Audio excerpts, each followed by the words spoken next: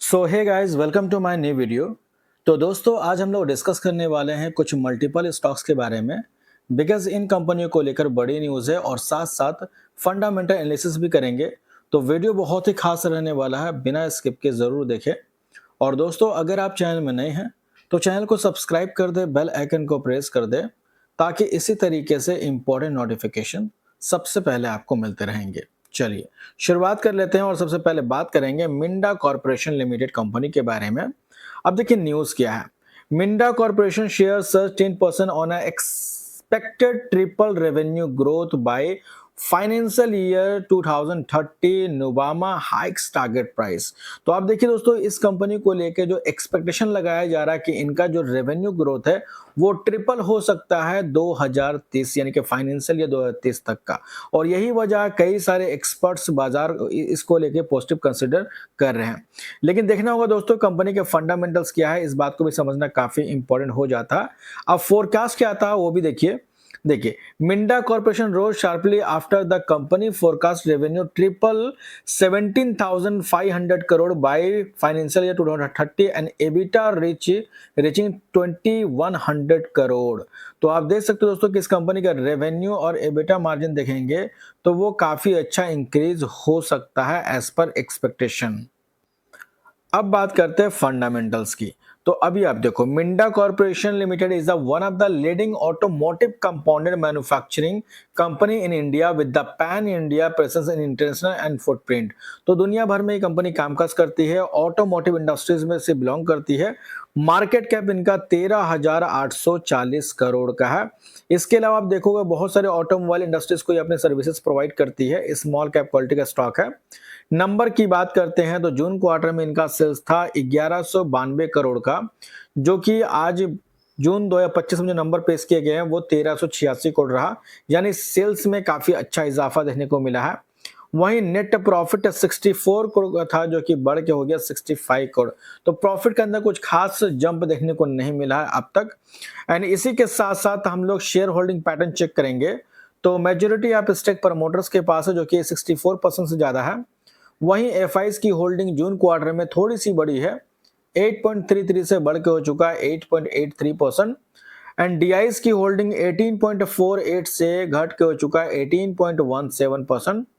Public की holding 6.77 से घट के हो चुका है 6.58%। एंड अदर्स 1.57% के आसपास का स्टेक होल्ड करती है। तो अब देखना पड़ेगा कि आने वाले टाइम में नंबर्स वगैरह किस तरीके से पेश करती है। इसके बाद बात करेंगे नेक्स्ट स्टॉक के बारे में, जिन्होंने स्टॉक स्प्लिट अनाउंस किया और अब जाके रिकॉर्ड डेट भी अनाउंस कर दिया है। कंपनी का नाम है टाटा इन्वेस्टमेंट कॉर्पोरेशन लिमिटेड।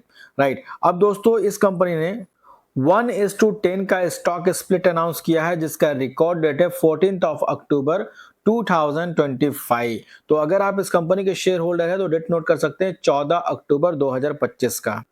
वहीं इस कंपनी के फंडामेंटल देखेंगे तो Tata investment corporation limited is primarily engage in the business of investment in listed the unlisted equity share and NBFC sector में भी कंपनी कामकाज करती है। और under RBI rules and regulation के अकॉर्डिंग मार्केट कैप इनका 44,778 करोड़ का है।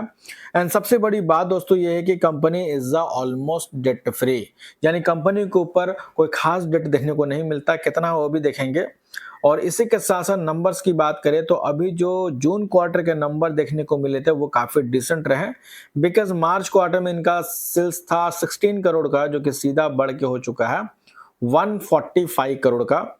इसके अलावा नेट प्रॉफिट था 38 करोड़ का, जो कि बढ़ के हो गया 146 करोड़। और पिछले साल था 131 करोड़ का। अब बात करते हैं इस कंपनी के बैलेंस शीट के ऊपर। तो डेट अगर देखोगे, कर्ज की बात करते हैं तो कर्ज कंपनी के ऊपर 1 रुपया भी नहीं है, जीरो है।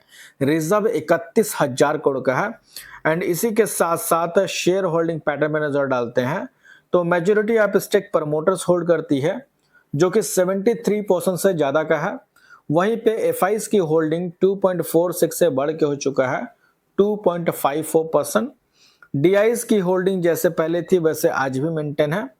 एंड गवर्नमेंट की होल्डिंग भी थोड़ी सी है, जो कि जो कहते हैं एंड वहीं पब्लिक की होल्डिंग 23.12 से घट के हो चुका है 23.05%। तो जहां पे दोस्तों पब्लिक ने अपने स्टेक को थोड़ा सा घटाया है, तो वहीं पे आप देखोगे तो एफआईज ने अपने स्टेक को बढ़ाया है। इसके बाद बात करेंगे नेक्स्ट स्टॉक के बारे में, जिसका नाम है मैज़गांव डॉक शिपबिल्डर्स लिमिटेड। अब देखिए न्यूज़ क्या है, Mazagon dock inks MOU with Tamil Nadu for a potential greenfield shipyard on India eastern coast. तो आप देख सकते हो कि दोनों के बीच में एक तरह से कोलैबोरेशन होता हुआ नजर आ रहा है, और इस कोलैबोरेशन से दोनों को ही फायदा होता हुआ नजर आ सकता है। तो काफी बड़ा प्लान देखने को मिल रहा है। इसके बाद बात करेंगे नेक्स्ट स्टॉक के बारे में, जो कि केमिकल इंडस्ट्री से बिलोंग करती है, और पिछले 2-3 सालों में देखोगे तो केमिकल सेक्टर कुछ खास परफॉर्मेंस नहीं दिखा रही है। पर्टिकुलर कंपनी की बात नहीं कर रहा हूँ, पूरा इंडस्ट्री ही अगर देखें तो 2-3 साल से कुछ खास अंडर परफॉर्मेंस देखने को मिल रहा। वहीं इन सब में एक बहुत ही फेमस नाम है, जिसका नाम है दीपक नाइट्रेट, जो कि 1970 की कंपनी है, और बेसिकली ये company fine and speciality chemical पे कामकाज करती है, राइट। और अभी आप देखो दोस्तों, इस कंपनी के फंडामेंटल को आज हम लोग डिस्कस करेंगे। अभी इस कंपनी का मार्केट कैप है 25,685 करोड़ का, और ये one of the fastest growing company है, केमिकल कंपनी है। और अगर आप इस कंपनी के नंबर्स वगैरह देखोगे तो काफी समय से थोड़ा सा स्ट्रगल फेस कर रही है। जून क्वार्टर में आप देखो सेल्स था इनका 2100 करोड़ का, जो कि आज घट के हो चुका है 1890 करोड़, और यही परफॉर्मेंस हर केमिकल कंपनी के अंदर देखने को मिल रहा। नेट प्रॉफिट भी 200 करोड़ से घट के हो चुका है 112 करोड़, और ये नंबर आप नोट कर सकते हैं हर क्वार्टर के। तो एक तरह से केमिकल सेक्टर की मुश्किलें आप देखो तो लगातार बढ़ते हुए नजर आ रही। दुनिया भर में जो सिचुएशन आप देख रहे हो दोस्तों, इसके वजह से भी आप देखो तो बीच में क्या हो रहा था, क्रूड ऑयल के प्राइस बहुत ज्यादा थे, जिसकी वजह से मार्जिन का इशू हो रहा था, और अब जाके आप टैरिफ वाला मामला देखने को मिला। तो इस तरीके से अगर देखा है तो केमिकल सेक्टर की मुश्किलें जो है वो कम होते हुए नजर नहीं आ रही। ऑलरेडी केमिकल सेक्टर मार्जिन का इशू झेल ही रही है। इसके अलावा अगर हम लोग इस कंपनी का शेयर होल्डिंग पैटर्न चेक करते हैं, जो कि जून क्वार्टर का अपडेट हुआ है, प्रमोटर्स की होल्डिंग 49.28 था, जो कि आज भी मेंटेन है और काफी समय से मेंटेन है। हालांकि दिसंबर क्वार्टर के मुकाबले अब देखो थोड़ा सा स्टेक प्रमोटर्स ने बढ़ाए भी है। वहीं एफआईज की होल्डिंग 6.64 से बढ़ के हो चुका है 6.68%। डीआईज की होल्डिंग थोड़ी सी घट गई है, जो कि पहले 23.22 था, जो कि घट के हो चुका 22.61% का, और पब्लिक की होल्डिंग 20.84 से बढ़ के हो चुका है घट के हो चुका है 21.42%। तो थोड़ा सा स्टेक पब्लिक ने घटाया, ट्रिम किया है, तो वहीं पे एफआईज ने अपने स्टेक को बढ़ाया है। और इसी के साथ साथ बैलेंस शीट देखना काफी इंपॉर्टेंट रहेगा, बिकॉज डेट थोड़ा सा यहाँ पे इंक्रीज हो गया कंपनी का, क्योंकि 2024 में अगर देखोगे कर्ज, तो इस कंपनी के ऊपर 286 करोड़ का कर्ज था, लेकिन आज बढ़ के हो चुका है 1267 करोड़ का। तो डेट यहाँ पे बढ़ गया, और कभी भी किसी भी कंपनी का डेट अगर बढ़ जाता है तो वहाँ पे हम लोग नेगेटिव कंसिडर करते हैं। तो फिलहाल दोस्तों ये कुछ इन्फॉर्मेशन थी कुछ कंपनी को लेके, लेकिन बाय और सेल करने का रिकमेंड नहीं है दोस्तों। ये वीडियो सिर्फ और सिर्फ एजुकेशनल पर्पज के लिए था। तो होप करता हूँ इन्फॉर्मेशन आपको अच्छी लगी हो।